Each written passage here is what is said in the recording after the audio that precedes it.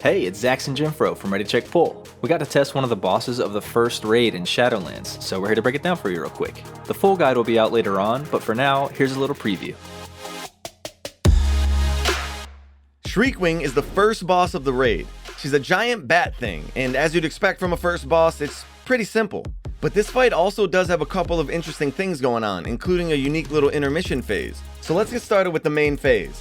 So first of all, her melee swings hit everyone in a short frontal cone, so the tank should face her away from everyone else. The tank should also position her near one of these pillars, making it easier to deal with her ear-splitting shriek cast. Everyone but the tanks needs to line of sight this cast to reduce its damage. The shriek also causes everyone to drop a red pool. These pools do damage, but they also remove the stacks of the bleed debuff applied by the boss. The entire raid needs to use these pools to remove their debuff stacks over the course of the fight, especially the tanks. Since the tanks get far more stacks than everyone else and can easily survive the ear-splitting shriek cast, they can just drop their red pools close to where they're going to be tanking the boss for easier access. While that stuff's happening, there's these little circles that bounce around the room for a few seconds. They damage and stun anyone they hit, so don't get hit. Shriekwing targets a random player with a big red swirl.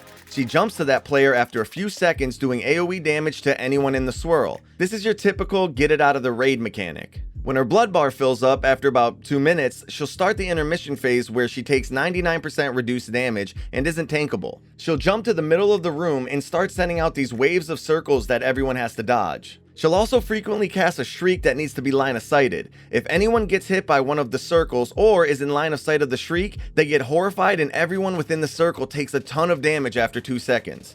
Oh, and she randomly walks around the room, instantly killing anyone that gets close to her. So this intermission ends up being like a game of dodgeball and hide and seek at the same time. It'll likely be best to split up the raid into 4 groups, one for each pillar, making it easier to dodge the circles and also making it less punishing if someone messes up.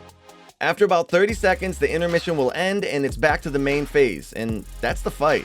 Now this is a solid first boss. Why? Because the mechanics are your personal responsibility. This allows the players who are prepared to really shine. Yeah, and I like that it has the usual first boss easiness without just being boring. This boss is a great introduction to the amazing aesthetic of the whole raid too. Giant vampire monster attacks you in a giant vampire castle. Sounds about right. It looks like the mythic mechanic has something to do with carrying a lantern around that keeps the group safe. So they're just building on that scary bat in the dark theme. Can't wait to see how that plays out. Thank you so much for checking out this guide preview of Shriekwing. We're always looking for more people to test with, so after you've liked the video, make sure to join our Discord and send us a message in the Shadowlands beta to get an invite to the Ready Check Pull Guild. Hope to see you in beta. Peace.